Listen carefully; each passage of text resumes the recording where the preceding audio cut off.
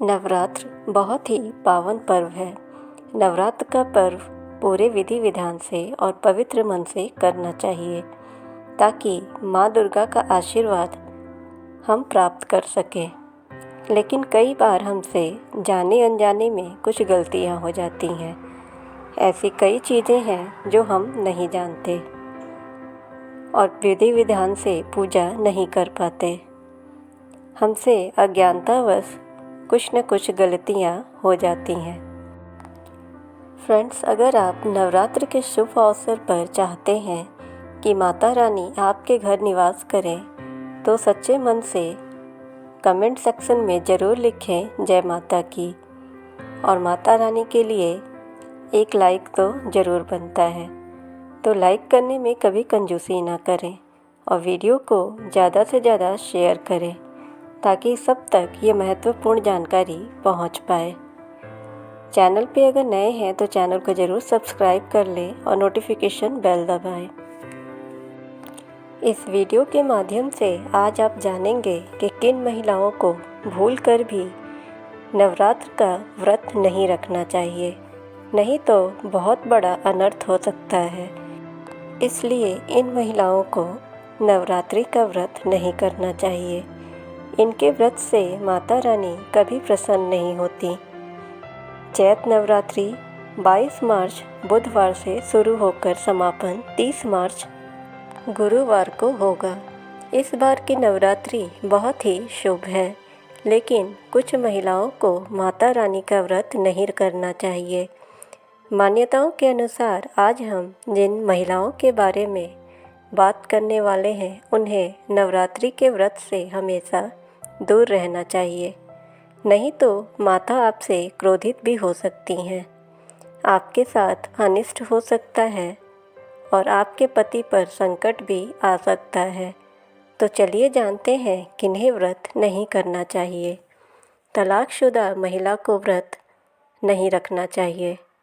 नवरात्रि का व्रत तलाकशुदा पुरुष या महिला किसी को भी नहीं करना चाहिए। ऐसा करने से माँ दुर्गा कभी खुश नहीं होती। शास्त्रों के अनुसार शादी 2 दिलों का बंधन है, जिसके बंधन में आजीवन रहना चाहिए, ना कि अलग अलग टूटे हुए जोड़े को माता रानी कभी स्वीकार नहीं करती। टूटे हुए जोड़े का पूजा पाठ करना शुभ नहीं माना जाता। अगर पति पत्नी एक साथ जोड़े व्रत करते हैं तो माता रानी सबसे ज़्यादा प्रसन्न होती हैं और अपना आशीर्वाद देती हैं। इसलिए दोनों को मिलकर पूजा पाठ करना चाहिए। अगर आपको कोई गंभीर बीमारी है तो भी आप व्रत ना रखें, जिससे कि आपको कमजोरी हो और आपका स्वास्थ्य और बिगड़ जाए।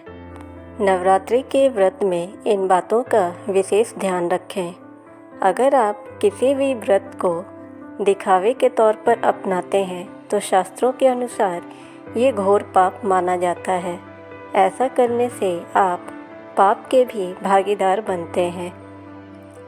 देवी ऐसी लोगों के पूजा पाठ से कभी प्रसन्न नहीं होती। पूजा पाठ या नवरात्र का व्रत हमेशा हृदय से और श्रद्धा से करना चाहिए, जिससे कि देवी देवता या माता रानी प्रसन्न हो और आपको उसका पूर्ण फल मिले। माता का व्रत करना हो तो आप अपने विचार और जुबान दोनों हमेशा स्वच्छ रखें। अत्यधिक क्रोध करके माता का पूजा करने का कोई फ़ायदा नहीं होता। ना ही नवरात्रि के दौरान अपने जुबान से कोई अशब्द या गालियाँ निकालनी चाहिए। आप अपने जुबान पर भी नियंत्रण रखें। कुछ ऐसी चीज़ें भी हैं जिन्हें नवरात्र में ज़रूर करना चाहिए, जिसे घर में नवरात्र के दौरान लाना बहुत ही शुभ माना जाता है और इससे घर में माता रानी का निवास भी होता है। जैसे कमल का फूल ज़रूर लाना चाहिए। कमल देवी लक्ष्मी का प्रिय फूल है। कमल के फूल पर माता लक्ष्मी विराजमान रहती हैं। नवरात्रों में कमल का फूल अर्पित करने से माता रानी की कृपा सदैव बनी रहती है। खास तौर पे नवरात्रों में माता लक्ष्मी को कमल का फूल अर्पित किया जाता है। अगला 16 श्रृंगार का सामान घर में ज़रूर लाना चाहिए। इसे बहुत ही शुभ माना जाता है। नवरात्रि में मंदिर में श्रृंगार के सामान को स्थापित करने से माँ दुर्गा की कृपा घर पर हमेशा बनी रहती है। शास्त्रों में प्रावधान है कि नवरात्रि में मंदिर में श्रृंगार का सामान होना बहुत ही ज़रूरी होता है। ऐसा करने से माता की कृपा और आशीर्वाद ज़रूर मिलती है। सोने और चांदी के सिक्के भी ज़रूर रखने चाहिए। शास्त्रों के अनुसार सोने और चांदी के सिक्के 9 दिनों तक मंदिर में रखना बहुत ही शुभ माना जाता है। नवरात्रों में चांदी या सोना घर लाने से भी उसका फल कई गुना बढ़ जाता है।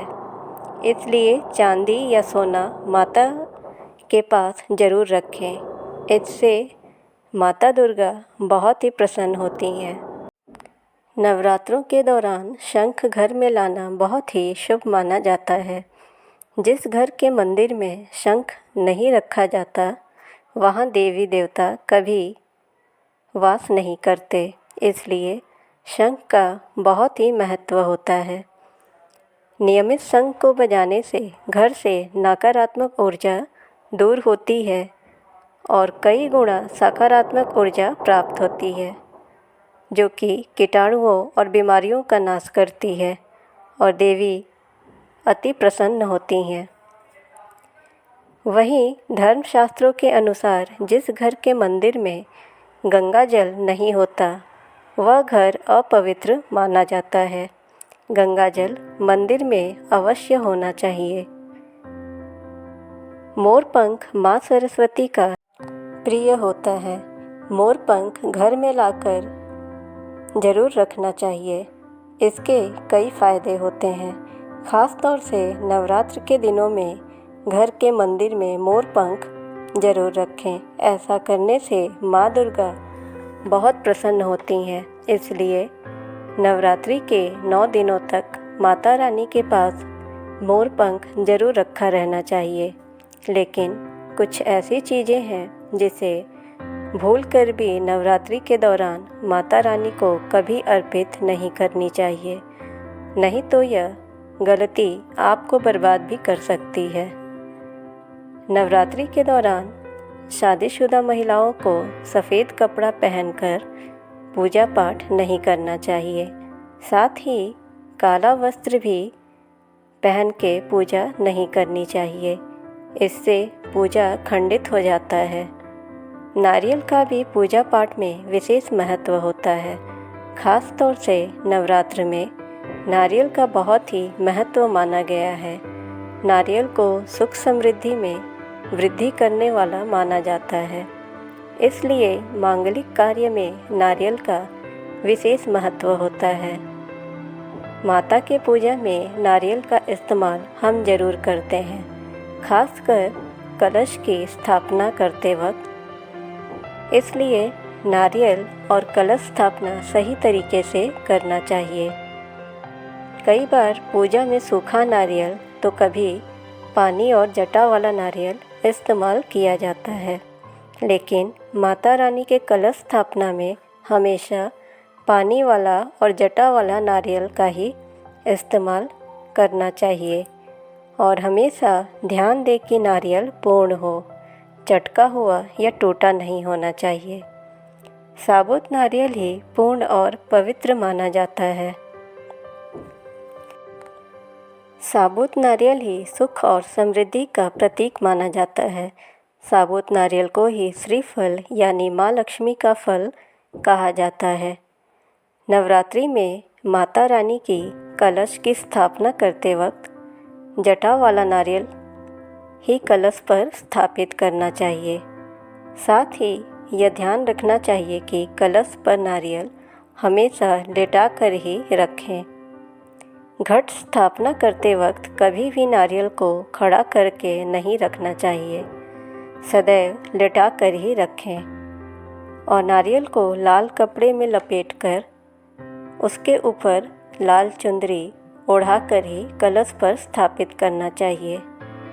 शास्त्रों के अनुसार जब नारियल को सही तरीके से रखा जाता है तो ही नवरात्र और पूजा का पूर्ण फल प्राप्त होता है। और नारियल महिलाएं जरूर चढ़ाएं, लेकिन कभी नारियल को फोड़े नहीं, क्योंकि नारियल को बीज रूप माना जाता है।